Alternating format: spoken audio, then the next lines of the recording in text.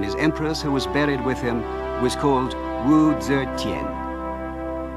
Wu Zetian, who ruled alone for 50 years after the death of her husband, was the only empress in the entire history of China. During her reign, China flourished, and its capital, Chang'an, became the biggest and busiest city in the world, with a population of more than 1 million people.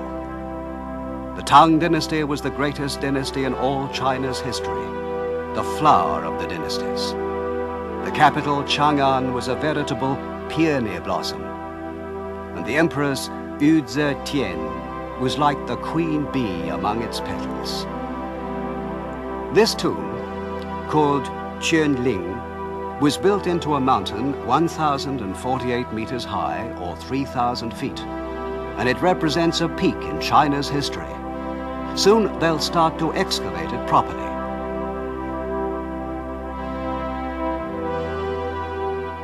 On the road to the tomb are many stone figures who look like servants waiting to serve a master.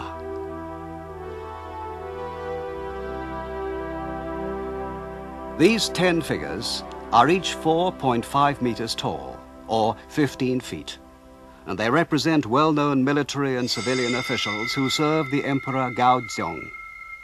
They're realistically carved, and they're believed to have been sculptured from life.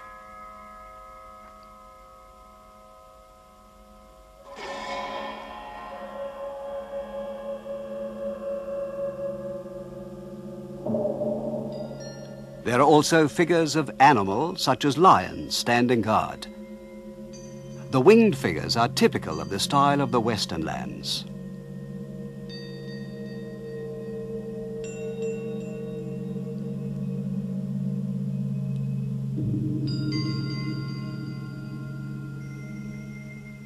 These are figures of the foreign ambassadors who attended the funeral of Gaozong and who even helped to build the tomb.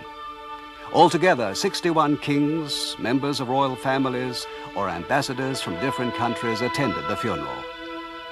These clothes, with tight sleeves and a wide hem, are from the north, so you can see it's a group of foreigners. They're wearing belts and have swords slung at the side, but they're holding their hands in front of their chests in Chinese style. At one time, you could read which country they came from and their rank written on the back of each figure, but the characters wore away long ago. But why have the hands and heads been removed? This is still a puzzle. That great funeral, held almost 1,300 years ago, and yet attended by representatives of 61 countries, shows how important China and its capital of Chang'an were in those days.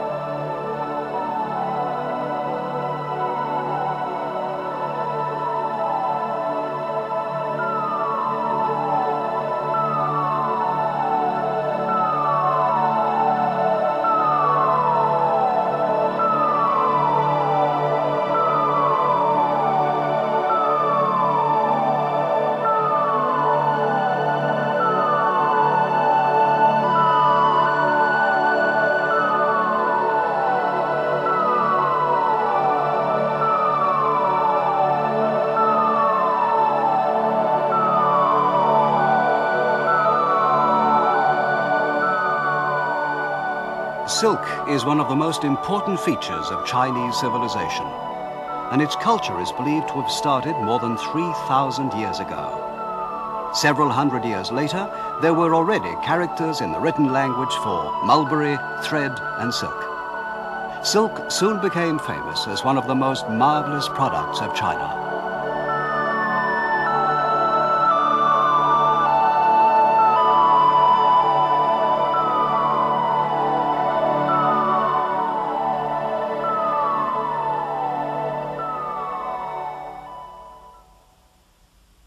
This is the tomb of Princess Yongtai, near the Qianling Mound. As you pass along the underground passage, 90 meters long or 82 yards, You can see pictures of ladies of the Tang court painted on both walls.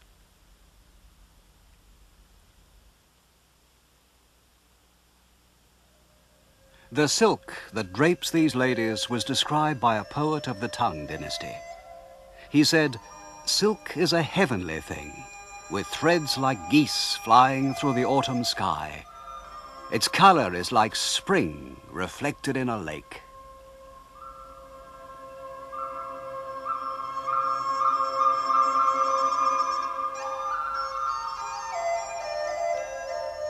These ladies are playing with flowers in a garden.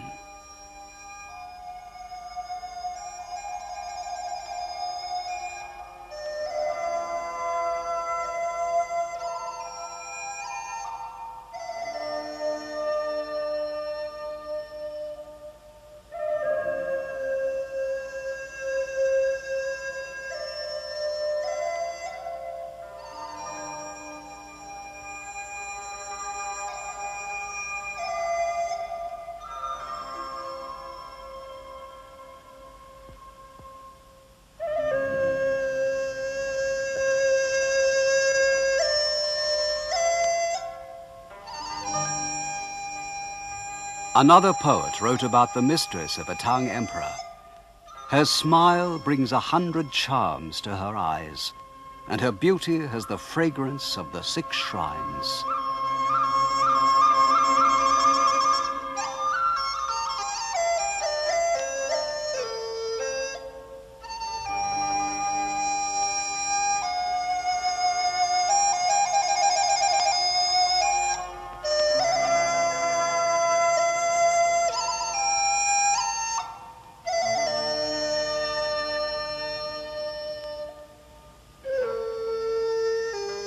When she bathes in the pond, her servants are struck dumb by her beauty.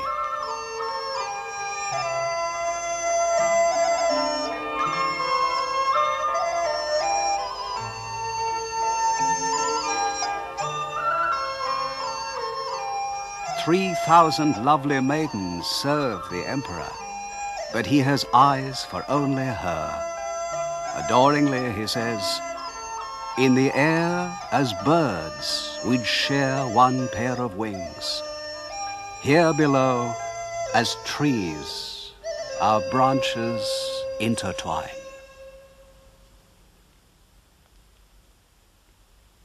This wall dates only from the Ming Dynasty, but 700 or 800 years before it was built, the Tang city was 8 times as big and measured 10 kilometres by 8 kilometres, or 6 miles by 5 miles. It was the biggest city in the world, bigger even than Baghdad in the west. Inside the city walls were markets, where business was done by traders from all over the world.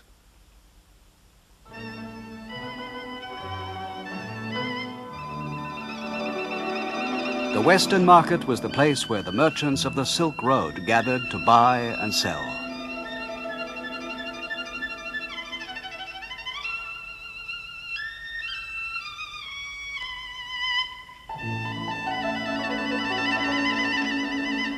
The Western market had other attractions, including music. Entertainment was provided by the hospitable Chinese for the merchants who had endured the hardships of the Silk Road.